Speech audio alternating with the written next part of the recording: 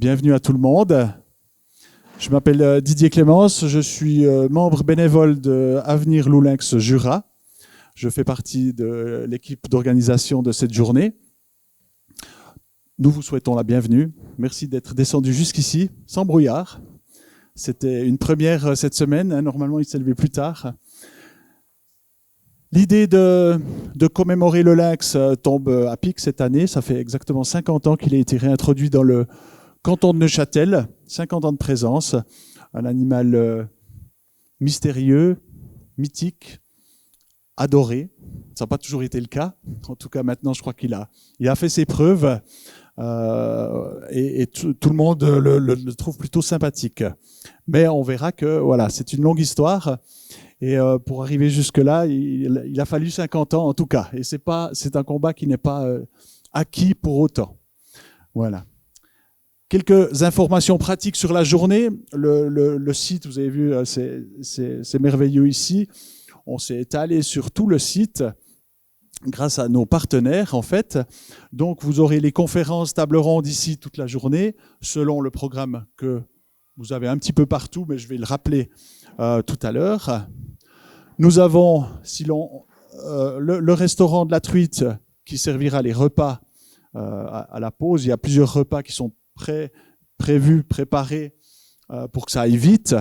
Là aussi, au côté pratique, ceux qui mangeront là, on vous remercie, pas de manger vite, mais de libérer les tables pour les suivants. S'il y a beaucoup de monde, il faut que ça puisse tourner et qu'on ne soit pas en retard pour les conférences de l'après-midi. À l'extérieur, vous trouverez nos partenaires du VVF qui ont des stands pour les enfants, pour les plus jeunes notamment, les familles, avec des activités créatrices. Donc, c'est les deux premiers stands ici à l'extérieur. Ensuite, vous avez notre stand de l'association.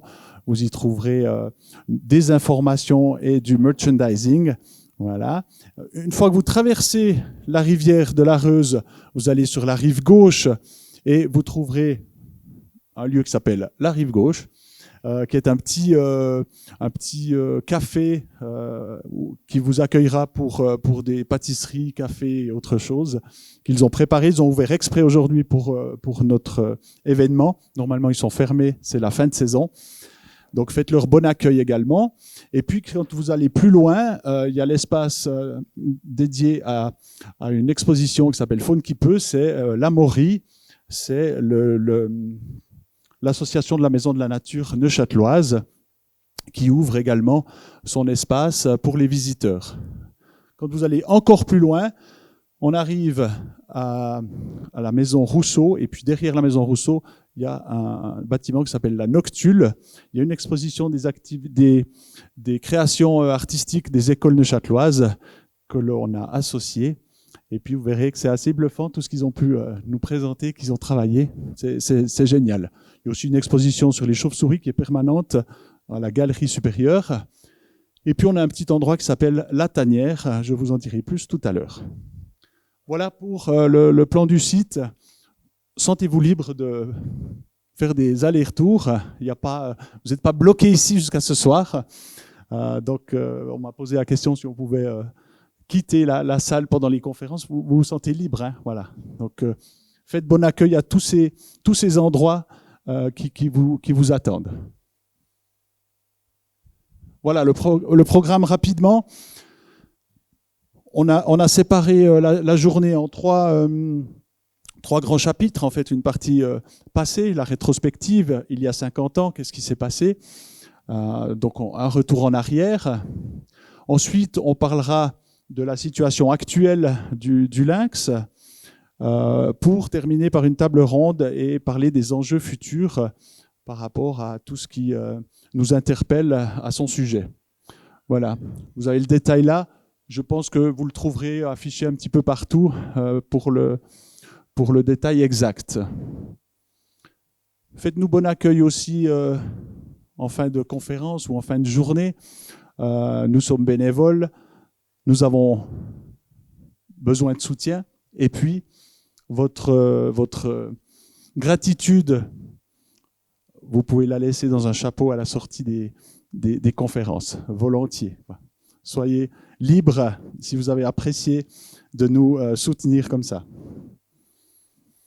Voilà, alors je presse 2 fois, c'est ça? Voilà. Hop. Qui est le lynx, hein, quand même, en quelques secondes? Le lynx, c'est l'espèce qu'on a chez nous, c'est le lynx boréal. Il peut peser jusqu'à 35 kg, en moyenne 20 kg. Les mâles sont environ un quart plus gros que les femelles. Il a une hauteur jusqu'aux épaules de 75 cm et une longueur pouvant aller jusqu'à 135 cm. Donc ce n'est pas un animal très très grand.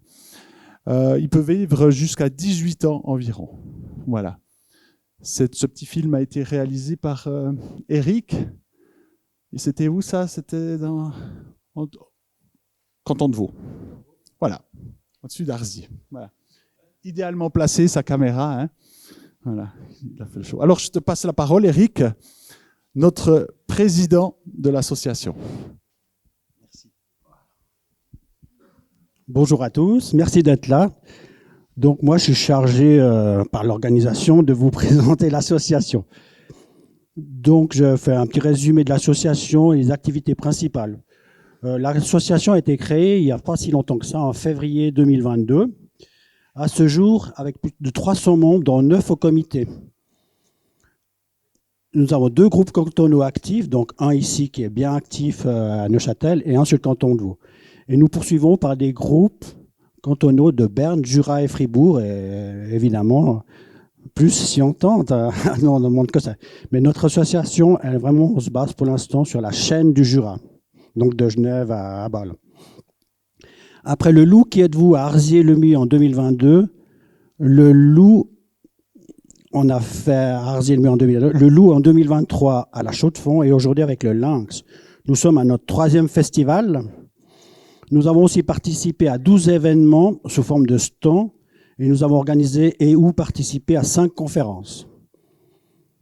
Nous avons aussi produit plus de 20 communiqués de presse qui se sont transformés à notre connaissance par une centaine de citations dans les journaux, dont 3 premières pages, 12 passages à la télévision et 8 en radio. Au niveau juridique, c'est un de nos principaux axes pour l'instant. C'est vraiment, il ne nous reste plus que ça, en fait. Nous avons d'abord dénoncé à la justice vaudoise le tir de M95, qu'on appelait communément Gros Pépère, qu'ils ont tué alors qu'ils n'avaient pas l'autorisation, après 2 demandes à l'OFEV, et puis voilà, ça s'est fait quand même. Nous avons également porté plainte contre le canton de Vaud concernant la légalité des autorisations de tir au Montendre. Donc maintenant, au Montendre, non seulement ils voulaient tirer le mâle alpha l'année dernière, ils n'ont pas réussi, mais cette année, ils veulent tirer toute la meute. Comme ça, c'est plus simple, ça évite de se tromper. Nous avons porté plainte contre la Suisse aussi pour sa gestion du loup auprès du Conseil de l'Europe à la Convention de Berne à Strasbourg. Elle vient d'aboutir. Donc elle vient d'aboutir à une réprimande avant la condamnation qui devrait tomber en début 2025. Mais ça n'empêche pas que les tirs continuent, même qu'on a déjà averti la Confédération, hein, tout le monde, mais ils profitent encore d'y aller. Nous avons réalisé une exposition photographique dans la nature qui, après la Chaux-de-Fonds, a été exposée dans le Jura par ProNatura et elle reviendra prochainement dans le canton de Neuchâtel. Nous suivons au plus près les travaux scientifiques du CORA et analysons les monitorings du CORA et des cantons et bien plus encore. Voilà. Donc ensuite, il faut dire que j'ai des directives très précises à suivre. Je ne peux pas improviser. Donc je dois vous présenter le groupe. Je vais vous présenter le groupe qui a organisé cet événement aujourd'hui. Donc le groupe Neuchâtel, qui est, on peut dire, assez actif. Donc venez donc là, hein. Il n'y a pas de raison. Donc voilà, Jean-Emmanuel Lalive. Bonjour. Antonin Lalive, son fils. Didier Clémence. Et Thiel Clémence. Donc vous voyez, ça se fait en famille aussi. Et puis donc maintenant, je vais passer la parole à Yves pour dire vraiment les objectifs de l'association. À toi. Merci, puis à tout à l'heure. Merci Eric.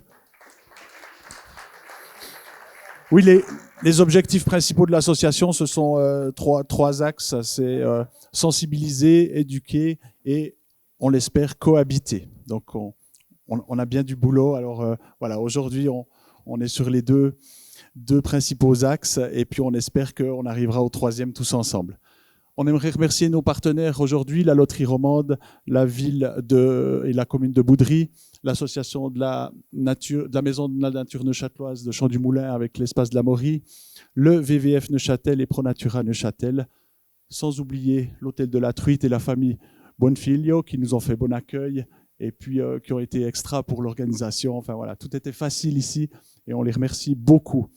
Le lieu est magnifique, il a été rénové il n'y a pas longtemps. On vous demanderait de faire attention, de ne pas vous appuyer contre les peintures. Voilà, non, c'est pas trop tard. Non. Alors faites très attention, ils nous ont demandé de le mentionner, s'il vous plaît. Merci beaucoup. Je vais passer la parole à Thiel et à Antonin qui vont nous faire un bref historique du retour du lynx en Suisse, assez rapide, hein, juste pour poser le décor et le cadre. On a oublié Yves dans le groupe Neuchâtel, Yves Bongard, bah oui, qui est l'élément central. T'as fait exprès. Donc bonjour à tous, je vais donc rapidement vous faire un résumé historique avec Antonin du retour du lynx en Suisse, basé sur un rapport de 80 pages du CORA de 2021. Oui, voilà. Donc on commence avec le déclin de la forêt et de la faune. Vous voyez sur l'image une photo de la forêt de la Combe-Grède dans le canton de Berne en 1880 et en 2004. Au cours de la seconde moitié du XIXe siècle, le tout nouvel État fédéral suisse connaît un essor économique. L'industrialisation et le commerce et les transports stimulent en particulier la demande de matières premières et des besoins en énergie accélèrent la surexploitation des forêts déjà bien avancées. Le déboisement touche jusqu'aux régions reculées de montagne. Malheureusement, aucune entreprise spécialisée dans l'industrie du bois n'a été créée en Suisse pour assurer une gestion durable des forêts. À l'exception de quelques animaux pénétrant occasionnellement sur le territoire, bouquetins, chevreuils, cerfs et sangliers avaient totalement disparu à la fin du XIXe siècle, et seuls quelques rares chamois subsistaient encore au cœur des Alpes. Les grands prédateurs ont survécu quelque temps au déclin de leur proie naturelle, mais pas pour longtemps, et ont dû se rabattre plus sur les animaux de rente, ce qui a non seulement intensifié leur persécution, mais l'a également facilité. Kurt Eberle, en 1972, s'est penché sur l'histoire du lynx en Suisse et en a conclu que le lynx avait été extirpé de façon systématique. Ni les modifications artificielles du paysage, ni les dommages qu'il causait n'auraient dû entraîner son extirpation. Il est vrai que pour nos ancêtres, tous les moyens étaient bons pour traquer les grands prédateurs. Le mauvais état des forêts, en particulier des forêts de protection des Alpes, a incité la Confédération à ancrer en 1874 dans la Constitution fédérale un article leur étant spécialement dédié, ce qui a entraîné en 1876 la ratification de la première loi fédérale sur la police des forêts. La sphère politique avait été secouée par un rapport alarmant provenant des forestiers. La nouvelle loi interdit l'arrachage et le pâturage des forêts et encourage le reboisement. Elle marque un tournant dans la gestion des forêts et le début du rétablissement des forêts suisses. Le début du sauvetage des forêts a été le prélude au retour de ses habitants, en premier lieu celui des ongulés sauvages. La rapidité de l'essor de ces populations s'explique aussi par le fait que de vastes régions étaient largement exemptes de leurs principaux prédateurs, lynx et loups, et d'autres espèces concurrentes. Aujourd'hui, malheureusement, les populations de chevreuils déclinent à nouveau. Je passe maintenant la parole à Antonin, qui va vous parler plus précisément du retour du lynx.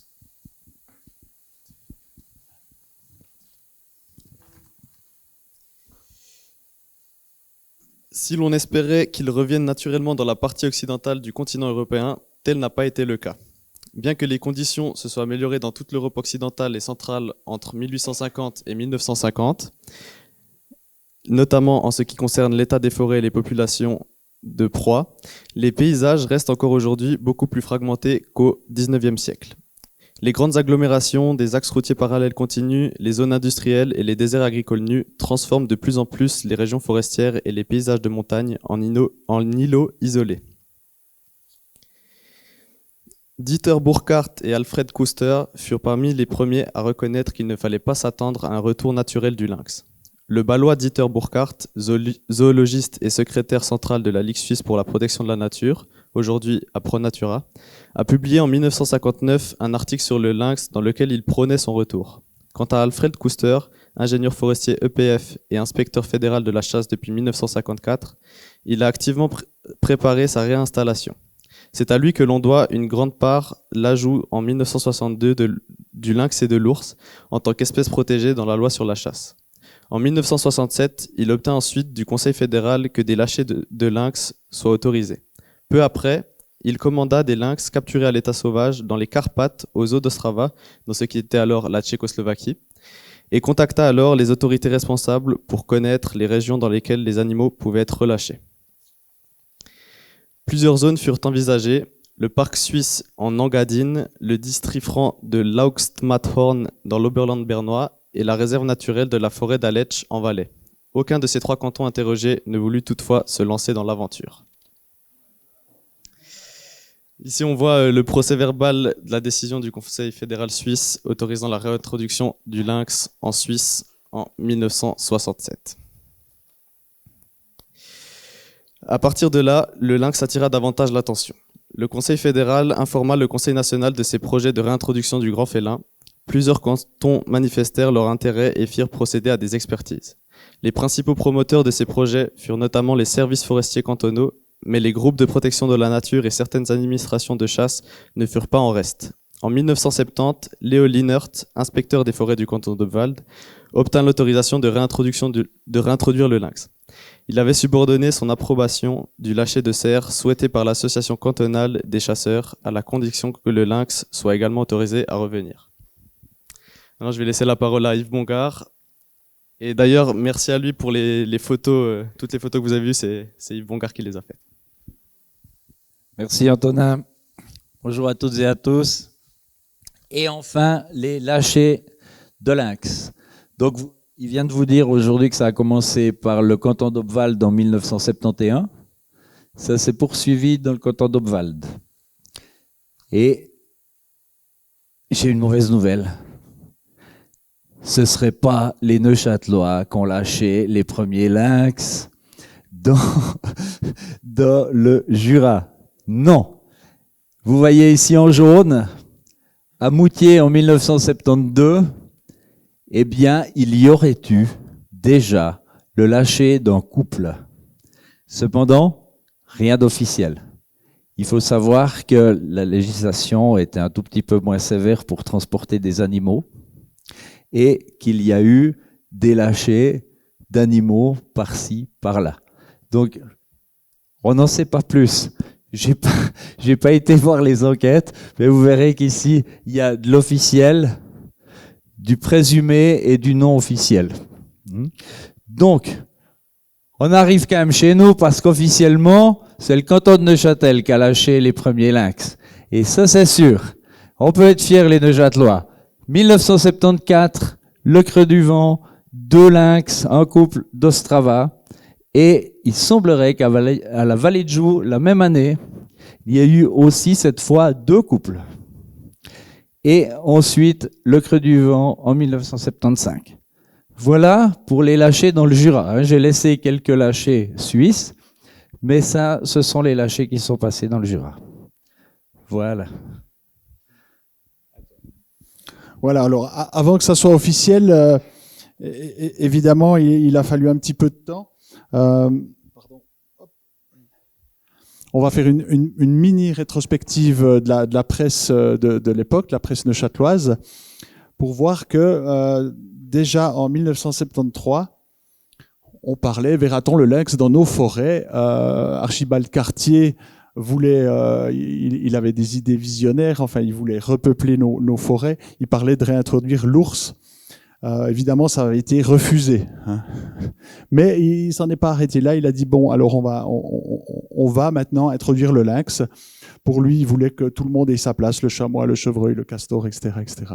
Il y avait eu une conférence à la Société protectrice des animaux de Neuchâtel. Tout le monde était emballé par cette idée. Voilà, là on était en mars 73.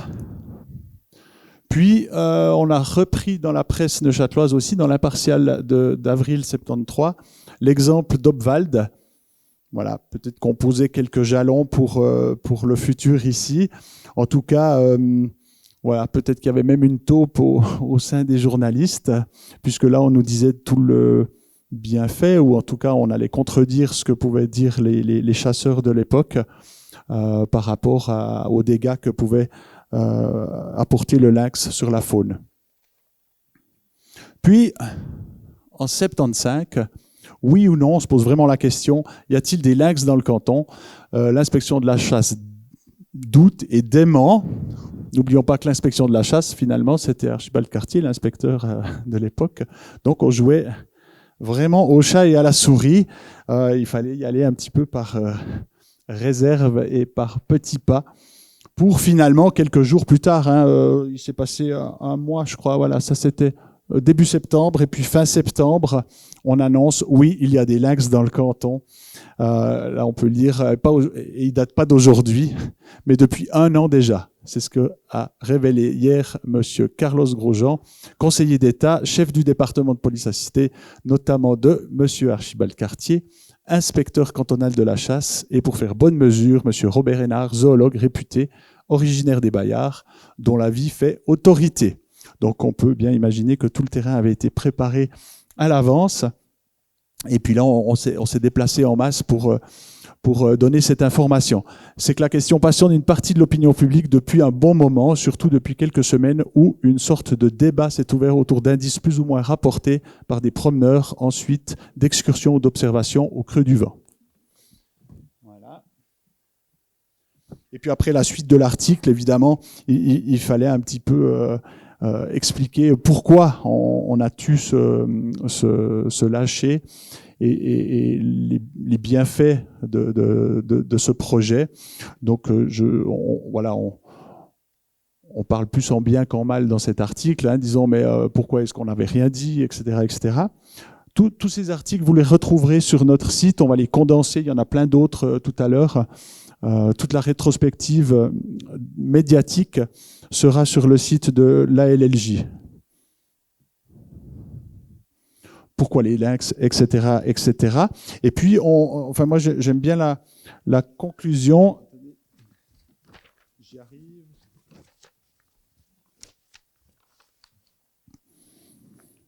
Voilà. Monsieur Grosjean nous dit « La nature a été tellement atteinte par la civilisation industrielle que nous devions faire marche arrière et prendre des mesures. » Voilà. Donc, moi, j'aime bien cette phrase. En fait, aujourd'hui, on veut célébrer ce qui a été possible il y a 50 ans. Et puis, on espère que tous ensemble et davantage, on doit se poser la question encore sur bien des possibles, autant pour le lynx que pour d'autres espèces. Voilà. Merci beaucoup. Je passe la parole à Yves maintenant pour rentrer concrètement dans cette rétrospective 50 ans en arrière. Merci. Merci Didier. Voilà, nous avons 4 invités ce matin. Je vais d'abord vous présenter les 2 premiers invités. Il était alors collaborateur au Musée d'histoire naturelle de Neuchâtel. Il a collaboré très activement au projet du lâcher des lynx. Il est une référence en taxidermie. On lui doit les diaporamas du Musée d'histoire naturelle de Neuchâtel. C'est un cinéaste réputé. Je vous demande, et nous avons le grand honneur aujourd'hui d'accueillir monsieur Fritz Geringer. Bravo, merci, une ovation et la chance qu'on a de le recevoir aujourd'hui.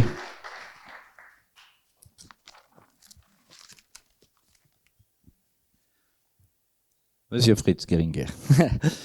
Le deuxième personnage, un écolier au moment des lâchers, le filleul d'Archibald Cartier, le fils de Fritz Binden, responsable des gardes-chasse, ancien responsable des gardes-faunes du canton, et tant d'autres choses.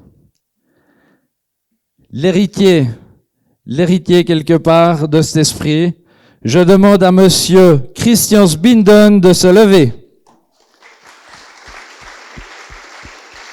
Bravo. Merci Christian.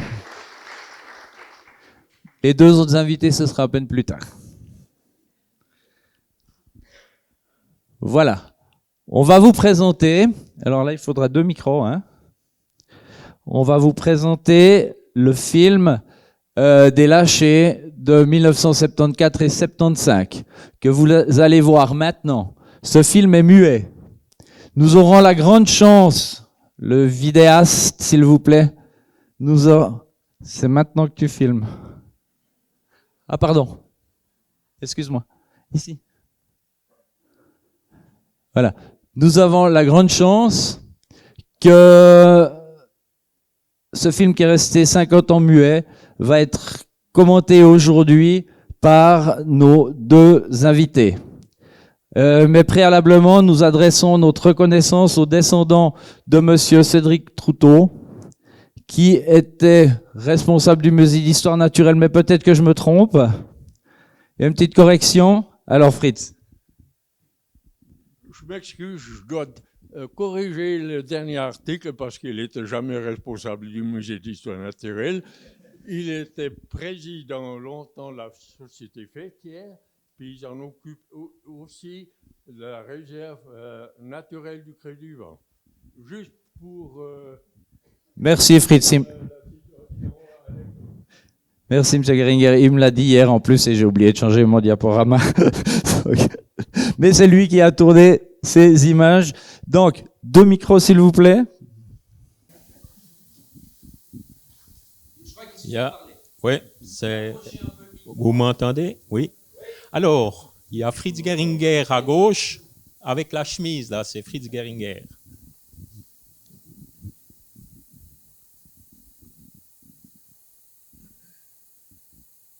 Et celui qui porte la caisse, c'est mon papa, Fritz Binden. Et puis Fritz, là, qui donne un coup de main à mettre dans la Jeep. On avait des Toyota à l'époque. Vous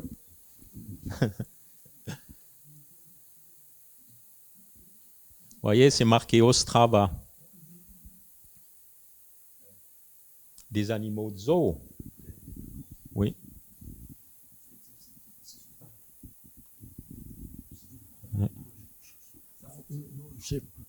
Ah, d'accord.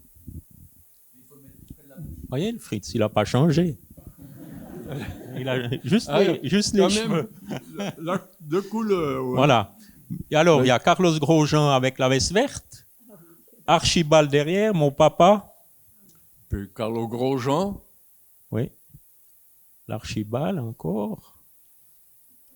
Et puis, c'est Favre, c'était l'ingénieur forestier de l'époque, qui était à droite, là, qu'on a vu. Vous voyez, ils les mettent bien. Alors, c'est à la brûlée. C'est droit ici en dessus. C'était des layons de débardage à l'époque. Voilà, les 2 stars. Vous voyez, ça a été très vite, là. C'était un très bref moment. On ne les a pas vus longtemps. Vous voyez. Ça fait sous la grande écorne, pour vous Ça, citer. c'est Madame Pierrette Bauer. Carlos. Carlo Grosjean, qui a fait énormément à l'époque pour l'introduction générale des différents types d'animaux. Les frais étaient assumés essentiellement par le canton de Neuchâtel. Il n'y a aucune autre association qui a participé financièrement pour l'introduction de ça, cet c'est moi. animal. C'est important à préciser. J'ai un petit peu changé, hein, je dois dire.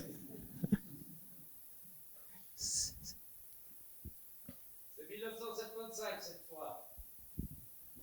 Ceux où ils ont été d'accord me prendre avec. Parce qu'ils avaient peur que je parle à l'époque. Maintenant, je parle, mais voilà.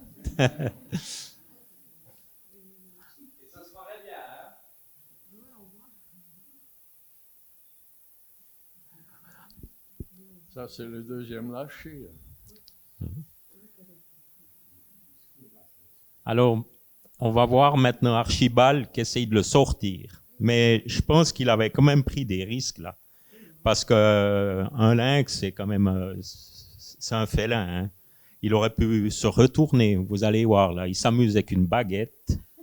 C'est assez hallucinant. Voilà, il monte. C'est coulé de débardage.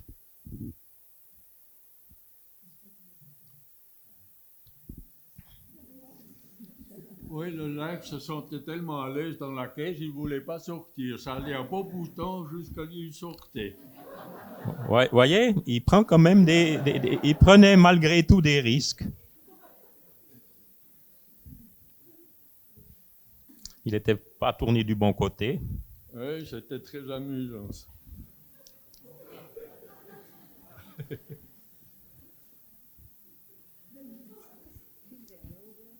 Après, il prend une baguette.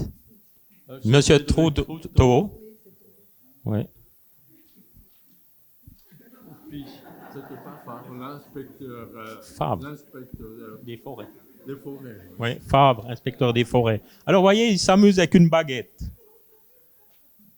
C'est...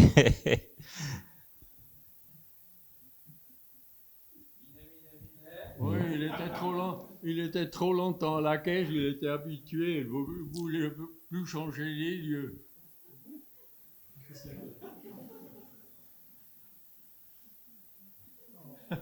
Et voilà.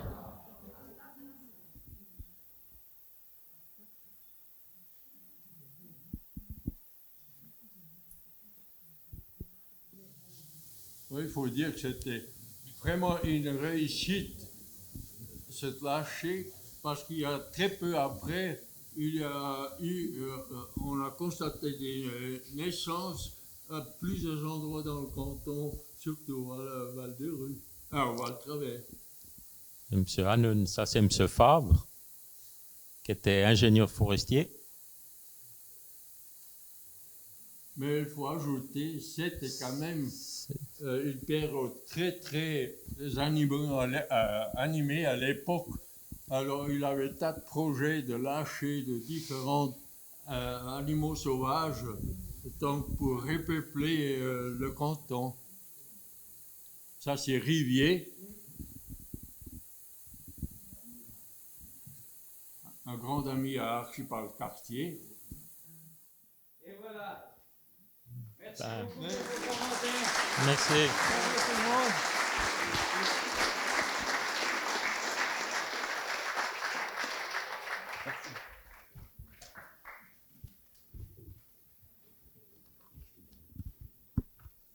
Un grand merci pour vos commentaires.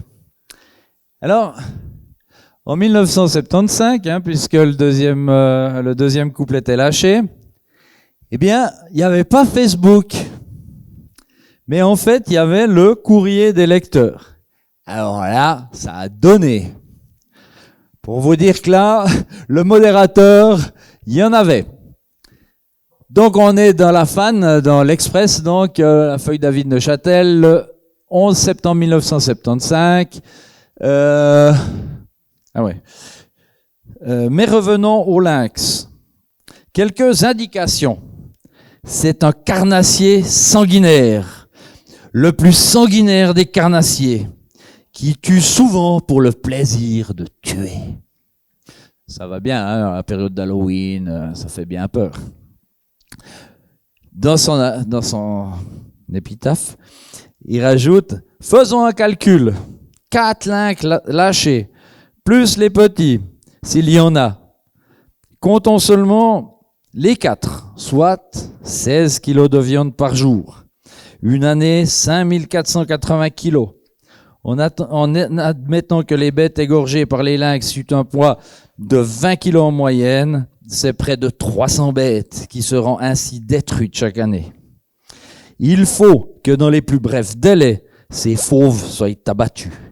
Il faut que les chasseurs notamment, et ils en ont la possibilité, ramènent à la raison l'inspectorat de la chasse.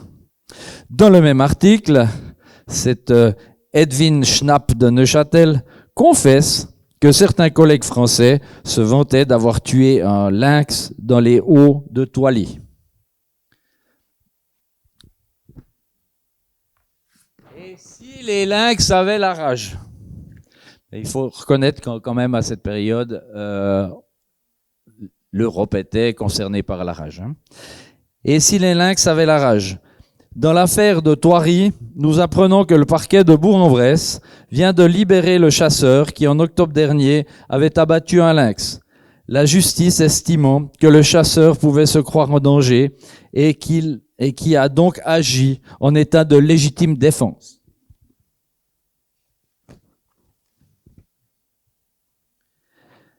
Dans la Fan du 16 octobre 75, toujours dans la correspondance, on lit encore les lynx, Sachant que le lynx est assoiffé de son chaud, il devient de plus en plus agréable, avec de l'ironie, de se promener en forêt ou d'y exercer sa profession. Alors que de nombreux cantons offraient des primes pour l'extermination de ces bêtes, nous autres Neuchâtelois pensons être à la pointe du progrès en les réintroduisant sur notre territoire. Pas mal Facebook, hein, quand même.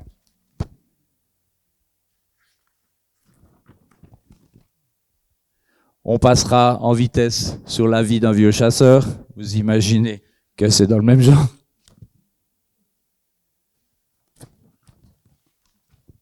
Et là, toujours en octobre 75, le lynx est dangereux. Et puis, dans cet article, c'est très intéressant parce que la personne qui a fait cet article, un certain Fuchs de Beauvais, a pris le livre de Robert Hénard.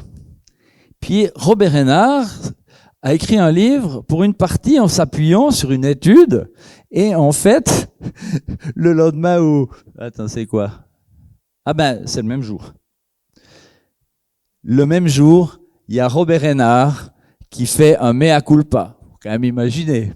Et donc, je regrette que mon étourderie ait pu renforcer des craintes que je crois purement imaginaires et serais heureux si vous pouviez rassurer vos lecteurs.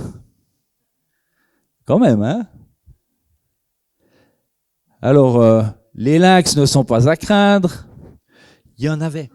Je vais m'arrêter là. D'ailleurs, à un moment donné, le rédacteur en chef a marqué toutes les opinions ont pu s'exprimer. Nous fermons dès aujourd'hui le dossier de l'opération Loup. Nous le rouvrirons, cela va de soi, si un fait nouveau survient. C'est pas mal, hein? Allez.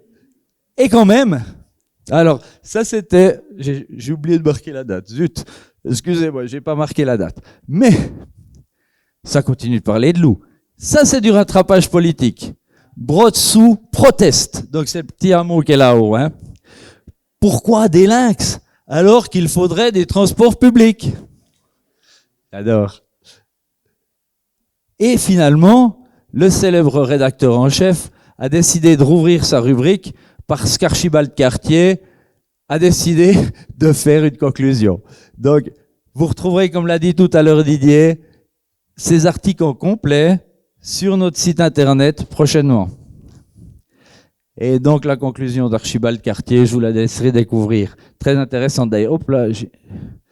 Après, ça continue régulièrement. Le lynx a été vu dans la vallée de la Brévine, inquiétude parmi la population, tu penses. Et là, on retrouve voilà, le mauvais côté des hommes. Un lynx tué d'un coup de fusil au Mont-Aubert. Et dans le texte, c'est pourquoi la dépouille est actuellement examinée au musée d'histoire naturelle du chef-lieu par le taxidermiste Fritz Geringer. Pour lui, il n'y a plus guère de doute. Un trou dans la peau de l'animal sur le flanc est tout à fait semblable à celui d'une balle. Le lynx a donc vraisemblablement été victime d'un acte de braconnage. Donc, on l'a lâché en 74, en 79, on tirait déjà sur des loups. Pardon. C'est que mon premier lapsus de la journée. Ah, c'est le troisième. Merci, désolé. Donc, comme je vois que je fatigue déjà, on va laisser la parole à Archibald Cartier. La vidéo doit vous faire penser au personnage. En fait, c'est juste dingue de voir, vous le verrez par vous-même, entre dérision et choses concrètes, comment, à 2 mois de sa retraite, Archibald Cartier parlait à la télé. Monsieur Archibald Cartier, il serait peut-être bien maintenant que nous bavardions quelque peu de vous-même, de votre œuvre, monsieur Archibald Cartier. Alors, il y a juste un imprévu. Vous voyez qu'il y a un peu d'improvisation. Et là, j'ai un quiz à faire à M. Geringer et à M. Sbinden. D'abord, qu'est-ce que c'est? Pas très compliqué. Bon, une patte de lynx. Pardon? C'est une patte de lynx. Vous connaissez l'auteur de ça? Oui. Qui est-ce? Mais un lynx. D'accord. Didier? Maintenant, j'aimerais connaître l'auteur de cette photographie qui est un des lynx qui a été lâché par vous. Qui est l'auteur de cette photographie? Qui est-ce qui l'a faite, la photographie? Michel Weisbrot. Eh bien, il est au fond de la salle et il vous salue. Et on peut l'applaudir, Monsieur Weisbrot, qui est là-bas. Il ne voulait pas venir.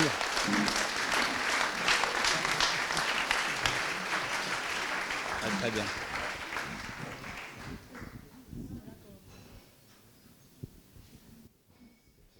Voilà, allô, ça marche. Alors, on ne confond plus les ours, les lynx, les loups.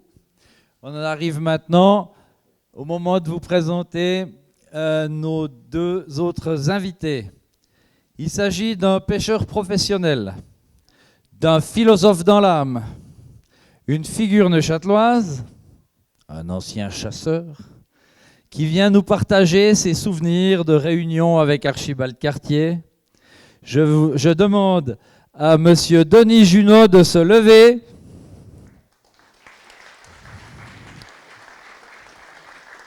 Et de nous rejoindre sur l'estrade. Tu peux mettre 4 chaises, s'il te plaît.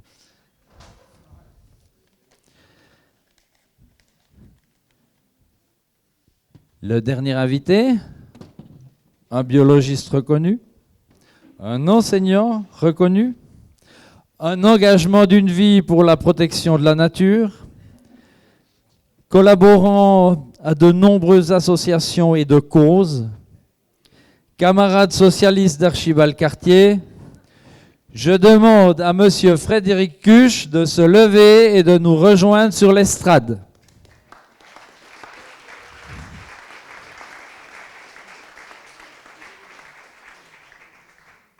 Monsieur Fritz Geringer aussi, et je crois que vous avez préparé un petit escabeau. Voilà, mais on ne vous voit plus. Vous voulez vraiment rester discret, hein, c'est ça, c'est ça. Un grand merci, messieurs, d'être présents. C'est, à mon avis, un beau souvenir pour les Neuchâtelois, pour ceux qui ont connu cette époque et puis pour ceux qui s'intéressent à ce qui s'est passé à cette époque.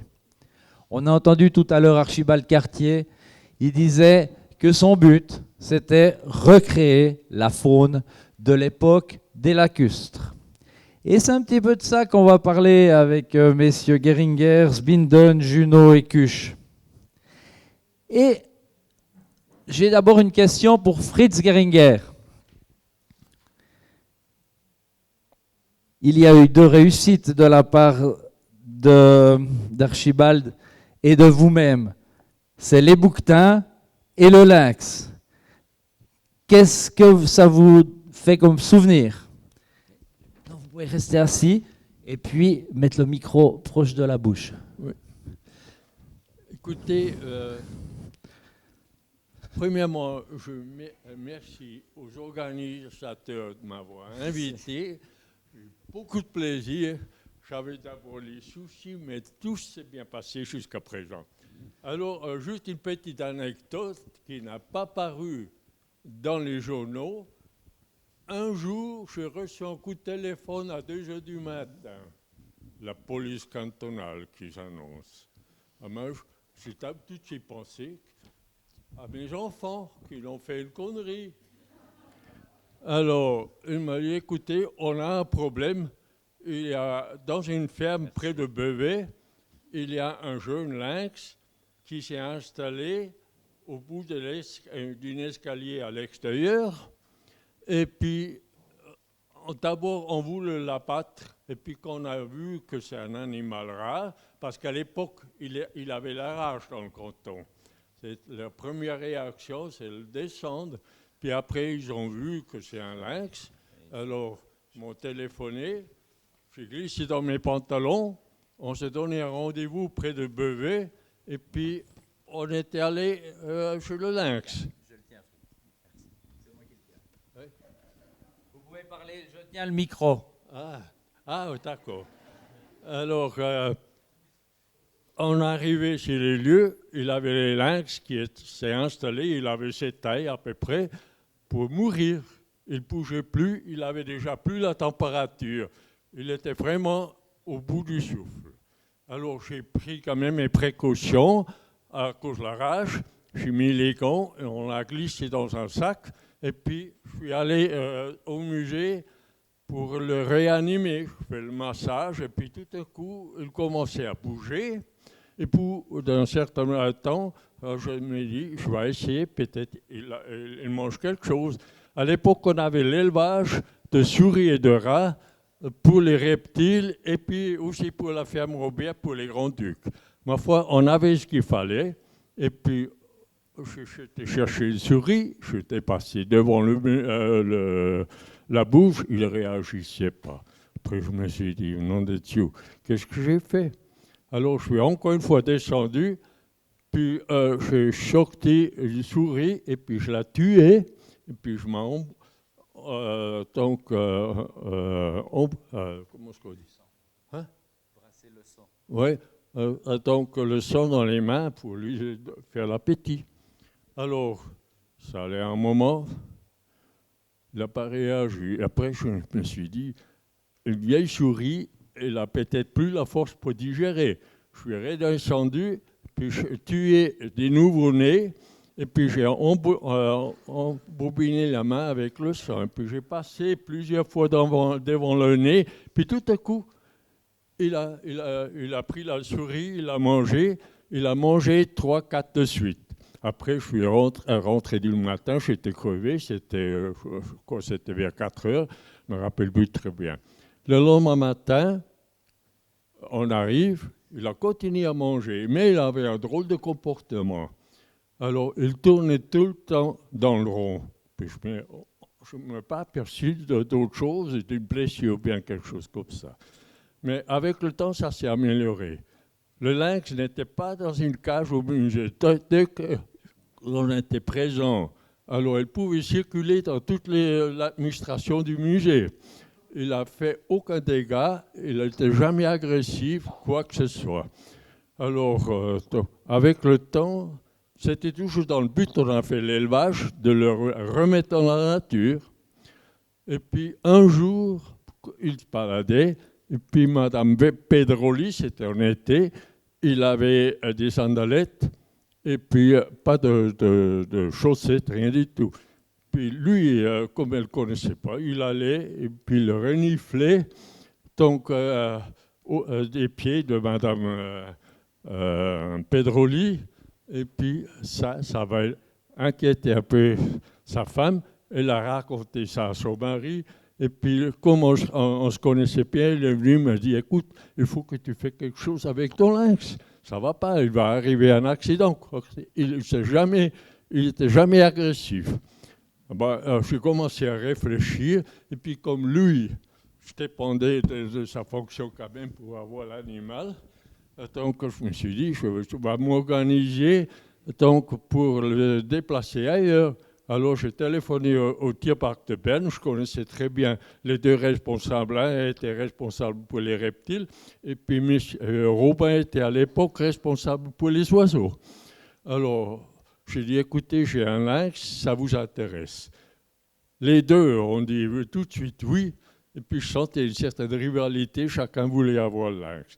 Alors à l'époque, j'avais prévu un élevage, j'avais des coqs de bruyère à la pisciculture de Boudry, dans le but renforcer la population sauvage.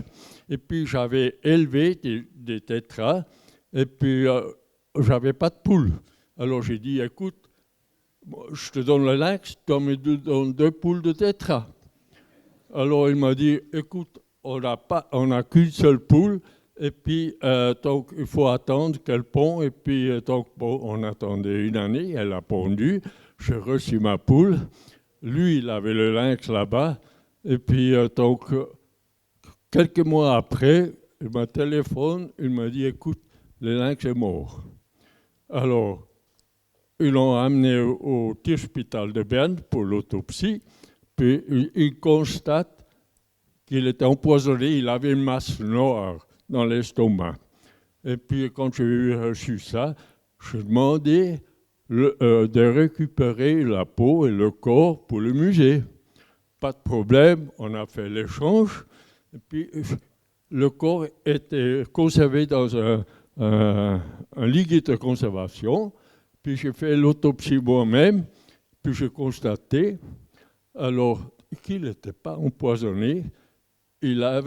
C'était du sang. Donc, il avait, soit par violence, heurté la paroi, je ne sais pas quoi, c'était l'interprétation. Et puis, on m'a demandé de faire un rapport donc, sur les constats que j'ai faits. Puis j'ai dit, il n'était pas empoisonné. Alors, à la suite de ça, maintenant je perds le fil, excuse-moi. C'était à Berne. Hein, c'était à Berne. Bon. Le tétra, j'ai eu. Le lynx, il est au musée. Entre-temps, mon collègue Timeli l'avait naturalisé. Et puis, voilà l'histoire d'un lynx. Ah non, ça c'est très important. Maintenant, j'en viens. Alors, avec l'autopsie, j'ai constaté que la fracture du crâne était à l'origine de la séparation donc, de sa mère. Il a fait donc une chute et puis un décalage à peu près de 19 mm d'une partie à l'autre. Ça, c'est très bien soudé. Et puis, derrière l'œil, donc le cerveau est protégé ou bien l'œil par une petite couche osseuse, donc, qui était fissurée encore. Il restait 1,5 mm. Donc, par chance, il a survécu. Il avait à la fin aucune séquelle. Et puis, j'ai oublié un détail important aussi. Là, c'est un rapport avec Christian Spinden. Comme on avait le but de le remettre dans la nature, alors on a fait un tatouage. On a préparé au nord de la montagne de Boudry l'endroit pour le lâcher. J'avais fait un petit bassin en béton où j'ai mis l'eau là-dedans. Et puis je dormais avec lui en haut au moment du lâcher. À minuit, il commençait à se déplacer. Puis j'ai gardé le contact avec lui. Oralement, peu à peu, je sentais, il s'éloignait, puis je n'entendais plus. Alors j'ai passé toute la nuit en haut. Une deuxième nuit aussi, et puis après, je ne pouvais plus, à cause des questions professionnelles. J'ai demandé à Christian Spinden de me seconder pour passer. Il a passé aussi une nuit ou deux, je ne me souviens plus, mais le lynx, on n'a plus vu. Au bout de quelques semaines, l'inspectorat reçoit un téléphone du Val-Travers que le lynx est dans une ferme. Donc, il avait le fils du fermier avec le lynx qui était en dessous de l'escalier, il caressait. Et puis, il ne voulait plus le lâcher, il a dit je vais le garder, mais il ne pouvait pas. Alors, on l'a récupéré au musée, il était beaucoup plus farouche, il mangeait bien, mais il n'avait plus le même comportement, mais il était maigre, donc il pouvait... Certainement, il n'avait rien mangé, ou très peu, pendant cette période. Alors, on l'a nourri quand il avait nouveau son état physique en bon état. Alors, c'est là où j'ai pris donc, le contact après avec Berne. Ça, c'était avant. J'ai oublié oublié ça, de vous citer. Donc, c'est petite anecdote. Mais c'était un très, très grand enrichissement. Puis, je regrettais beaucoup, à l'époque, d'être obligé de donner ce lynx à l'extérieur. Mais comme j'ai eu beaucoup de chance au musée de Neuchâtel, j'avais énormément de liberté. Il y a énormément de bestioles qui ont passé des bestioles sauvages que j'ai élevées dans le cadre de mes activités. Jeunes sangliers, les 3 castors que Cartier avait cités, qui étaient chez moi au musée. Il avait le chevreuil, il avait un chamois, le lynx, le hibou grand-duc, les faucons pèlerins, les chauves-souris. Et puis, comme je n'aimais pas les animaux en cage, ils étaient toujours en liberté. Tant que ma présence, même les jeunes hermines, j'avais une cage, alors ils pouvaient se balader comme ils voulaient. Et puis plusieurs fois, le conseil communal est venu, il s'est orienté à cause de l'état de santé du laboratoire. J'ai eu aucun problème avec eux. Je garde une excellente mémoire et un souvenir de mon séjour à Neuchâtel. Merci beaucoup, Fritz. Bravo, bravo. Vous pouvez vous rasseoir, M. Geringer.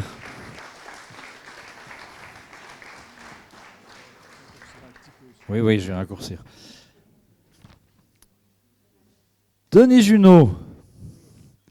Alors, ces séances avec l'inspection de la pêche, ça parlait de bondelles? Ma foi, j'ai eu beaucoup de plaisir à revoir le film, là, parce que j'ai connu quand même, quand j'étais jeune pêcheur, Archibald Cartier. Et puis, il a fait de moi un hors-la-loi. Parce que quand j'étais jeune pêcheur, je m'intéressais à une baraque, et puis il m'a donné le permis de pêche avant que j'ai passé les examens. Puis il m'a dit, tu feras sûrement plein de conneries, mais ça t'apprendra à avancer. Puis quand j'ai passé le permis, je l'ai très bien passé. Ça ne m'a pas trop gêné d'être braconnier pendant un certain temps. Et puis après, bien sûr, j'ai eu des moments extraordinaires avec ce que j'ai vu là. Eh bien, je vous dis, mesdames, le féminin, il l'a honoré, parce qu'il s'est rendu compte qu'en définitive, le plus important de la vie, c'est la féminité, c'est la continuité. Puis comme il le disait, un mâle suffit pour 50 femelles. Il suffit d'un beau mâle qui est capable de donner un bon côté génétique, puis tous les autres, ils n'ont pas vraiment d'importance. Mais ils sont là. C'est pour ça qu'on les envoie peut-être à la guerre, en définitive. Je ne sais rien trop. Et puis après, j'ai eu du plaisir d'être avec lui. Il nous a. D'abord, j'ai eu le plaisir d'aller à la sonnerie, où j'ai connu le garde-pêche avant que je sois pêcheur, de voir tous ces animaux. Là, il y a aussi un mystère, parce qu'il y a des sangliers qui ont disparu, on n'a jamais trop su s'ils ont fini dans la casserole ou pas. Et puis, j'ai aimé quand même en lui, en Archibald Cartier, cet homme qui aimait la nature. Puis les pêcheurs et les chasseurs, ma foi, c'était comme pour les champignons, ils ne les mettaient pas tous dans le même panier, parce qu'on sait très bien qu'il y en a des bons puis des mauvais. Et puis, il a fait tout ce qu'il pouvait pour la chasse, tout ce qu'il a fait pour la pêche, parce qu'il a fait en particulier une chose très importante pour les pêcheurs qui avaient des fois des difficultés, c'est qu'il a été faire un voyage dans le nord, et puis il a appris le fumage des bondelles. Puis c'est précisément à la sonnerie qu'ils avaient fait une installation où on pouvait fumer les bondelles, puis ils ont aidé les pêcheurs à écouler toutes ces bondelles, parce qu'avant, il y a longtemps, on salait les bondelles. Ça ne devait pas être bien bon, hein, mais il n'y avait pas d'autre moyen de les conserver. Et puis les pêcheurs avaient souvent de la peine de les conserver, parce qu'au début, il n'y avait pas de congélateur, il n'y avait pas de glace, rien du tout, ou très peu de glace. Puis ils mettaient des lits de roseaux pour essayer de les protéger pendant un certain temps, ou bien les enterrer un petit peu plus profond, où il y avait une température qui était plus adéquate. Moi le souvenir d'Archibald Cartier, c'est un homme passionné, puis alors vraiment qu'avec de l'humour. Hein, parce qu'à un moment donné, quand il voulait parler de sexualité, il s'est bien rendu compte qu'en définitive, l'éternité, elle n'existe que par la reproduction. Hein. Et puis des fois, il disait des choses qui me choquaient. Mais après tout, pas si loin de la vérité, il disait des fois qu'en définitive, les mouches, les oiseaux, c'est des sexes qu'on a munis d'ailes. pour qu'ils puissent se retrouver puis continuer le chemin. Il était capable de dire des choses comme ça, si bien que quand on passait un bon moment avec lui, on en passait vraiment un bon. Hein. Et ce qu'on a vu là, c'était Archibald Cartier dans toute sa mesure. C'était un homme extraordinaire.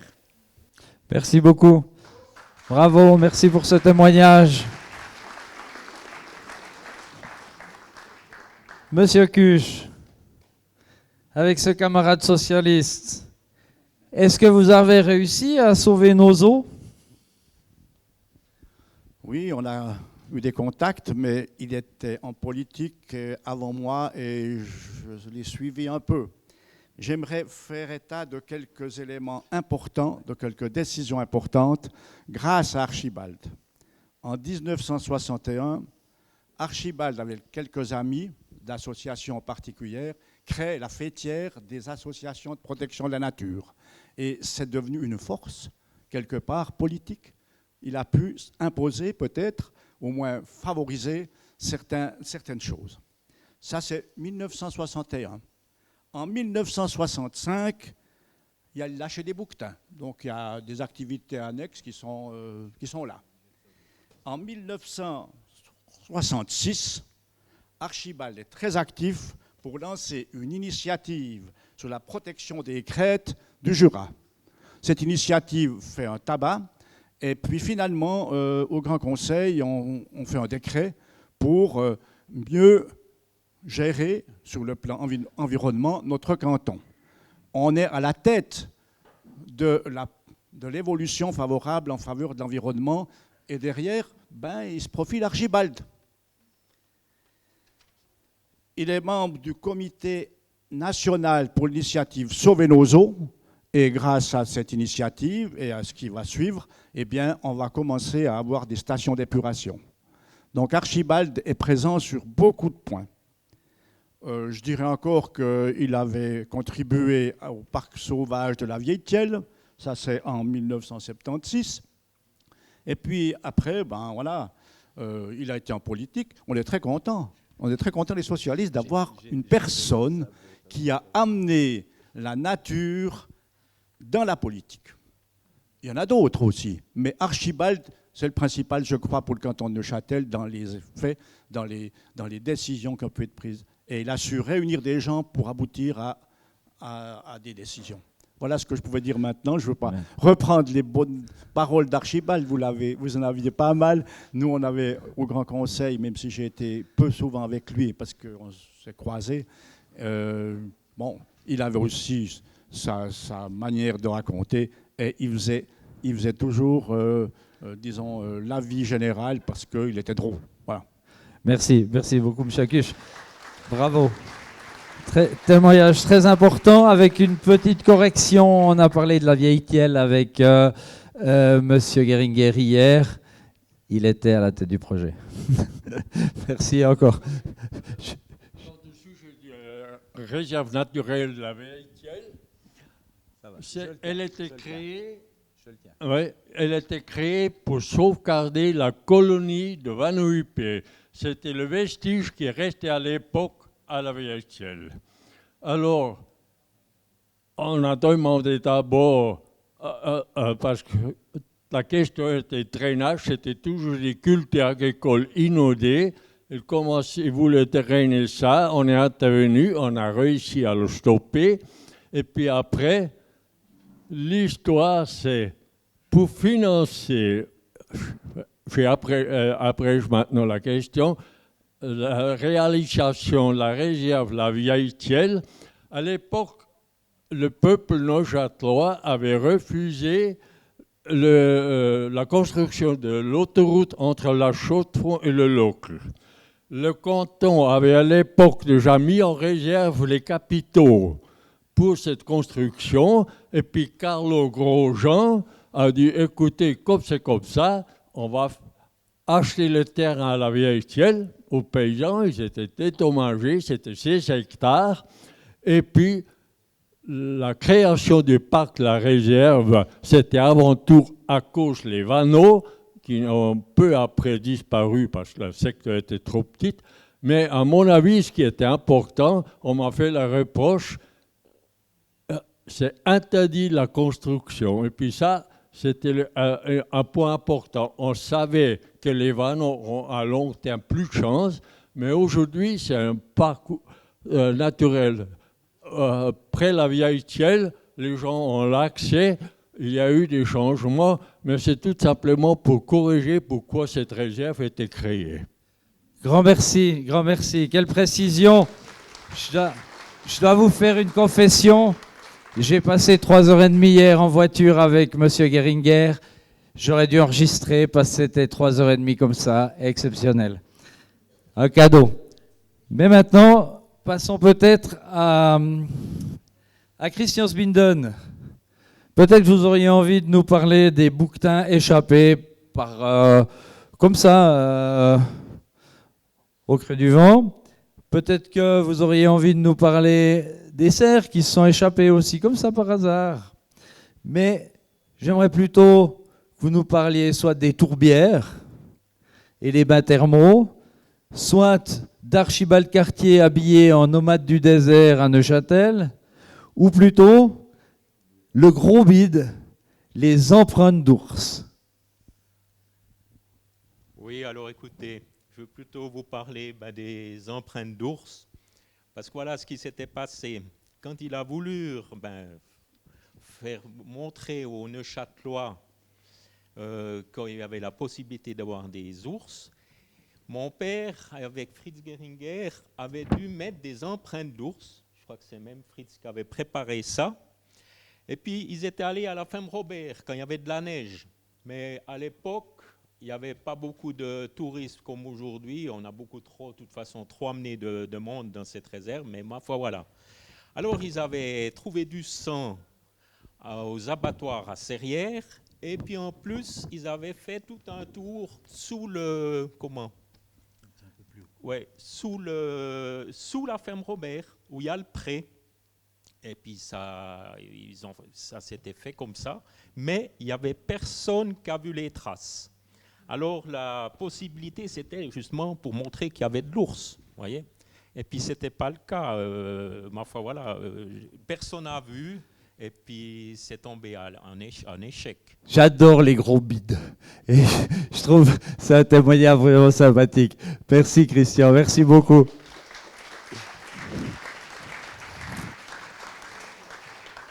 Maintenant, on arrive aux questions du public.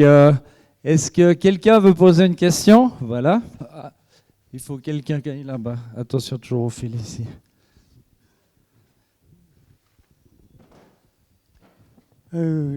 Oui, d'abord je me présente, je suis le fils d'Archibald Cartier et j'ai eu un... Merci.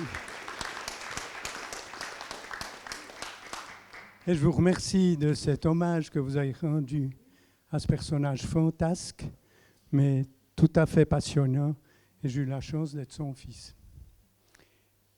Je me souviens une petite chose, parce qu'il avait dans... Il avait donc toutes ses activités dans divers secteurs, mais pas dans l'agriculture. Et moi, je suis devenu ingénieur agronome, et je le vois toujours lever les bras au ciel. Quand je lui ai annoncé que j'allais être ingénieur agronome, il a levé les bras au ciel et dit « Qu'est-ce que j'ai fait au ciel pour faire un agronome ?» Mais sans ça, on s'entendait tout à fait très bien, et on a une chic vie ensemble. Et j'ai eu beaucoup de plaisir avec les empreintes d'ours. Et moi, j'étais patte avant. Et il y avait un collègue qui était patte arrière. On avait appris à marcher comme un ours. Vous pouvez parler à peine plus fort, s'il vous plaît. Oui, on avait appris à marcher comme un ours avec patte avant et patte arrière.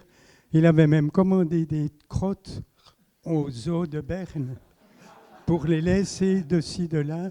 Et donc, on a passé une excellente soirée avec patte avant, mais qui m'a fait peur parce qu'il grattait contre les volets de la ferme Robert. Et j'avais le souci qu'on reçoive tout d'un coup un coup de fusil des tenanciers de la ferme Robert.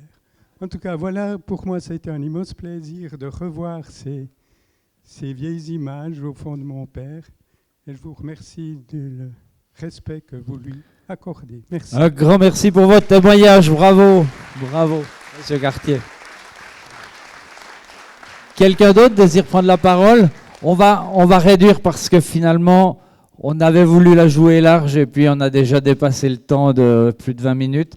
Ici, j'ai quelqu'un. Je vais donner mon micro. Oui, j'aimerais juste rappeler qu'en 1967, Archibald Cartier, en compagnie de Robert Hénard, sont venus à la Chaux-de-Fonds, à la Maison du Peuple, faire la publicité pour la réintroduction de l'ours. La salle était comble, le résultat, vous le connaissez. Merci beaucoup. Un dernier témoignage.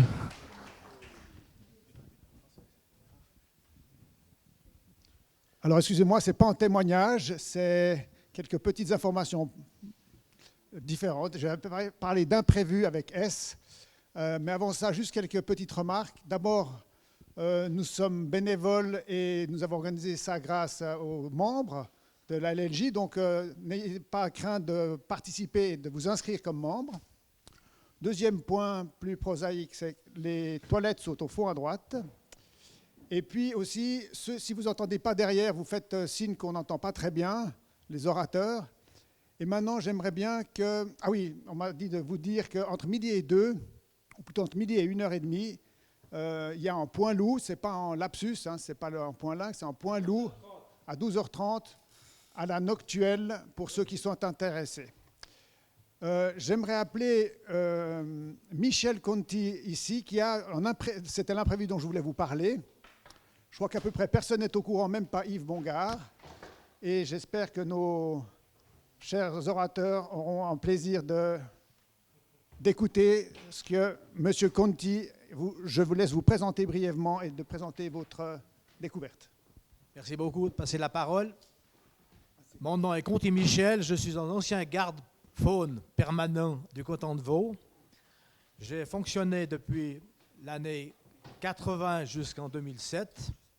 Et une chose qui m'a été intéressée, c'est une histoire de braconnage. Oui, braconnage dans la région, pas de Concise, mais dans la région du Montaubert. À la fin de la chasse, octobre 80, un agriculteur de Provence m'appelle pour me dire qu'il a trouvé sur un chemin forestier une carcasse qui ne sait pas exactement ce que c'est comme animal. Alors je me suis immédiatement rendu sur place et je me suis rendu compte que c'était effectivement une dépouille, enfin entre guillemets, des ossements d'un lynx. Je suis parti le lendemain à l'Institut Galli-Valerio à Lausanne pour faire autopsier cet animal. Et j'ai ici le crâne. Et cet animal a été tiré au fusil de chasse. Vous avez encore dans la boîte crânienne des plombs de 4 mm et demi. Et malheureusement, on n'a pas pu identifier l'auteur. Avec la collaboration de la gendarmerie vaudoise, j'ai mis en tout cas 2 mois pour essayer d'identifier l'auteur. Je n'avais pas autrement d'éléments. Simplement, on s'est rendu compte, j'ai fait ici un cahier photo. Le chasseur, je suppose c'est un chasseur, quand il a tiré ce lynx, il a écorché la peau. Donc on a actuellement dans le canton de Vaud, je suppose, un chasseur qui a en sa possession la peau de ce lynx.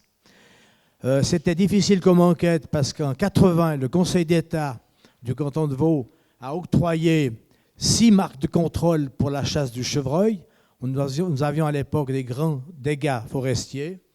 Et malheureusement, jusqu'à maintenant, jusqu'à nos jours, je n'ai pas pu identifier l'auteur de ce acte de braconnage. Et j'ai ici la peau, la patte. Je m'étais permis de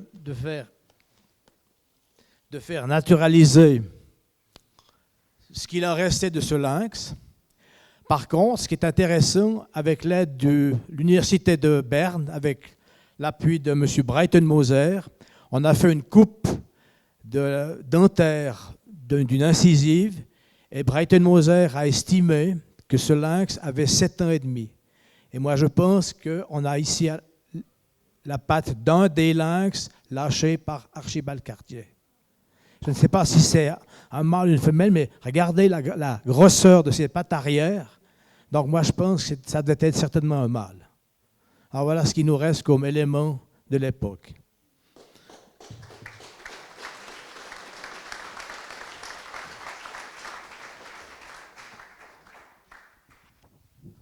Je peux vous passer ces photos.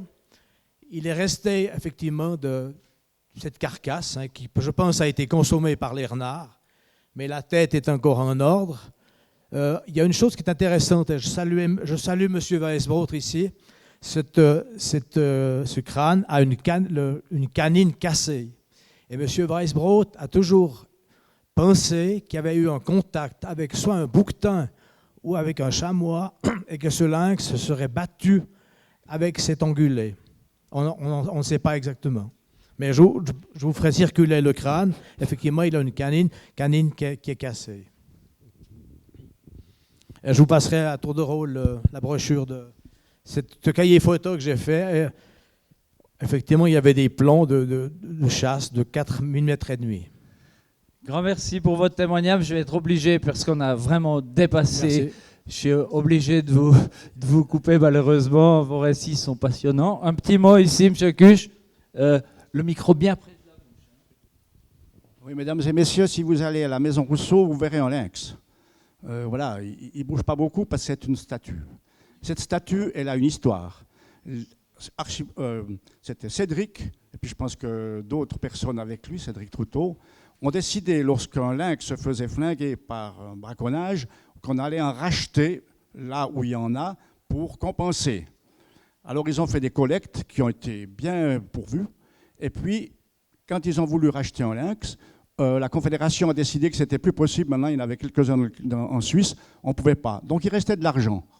C'est avec cet argent que le lynx que vous trouvez devant la Maison Rousseau a été réalisé. Merci.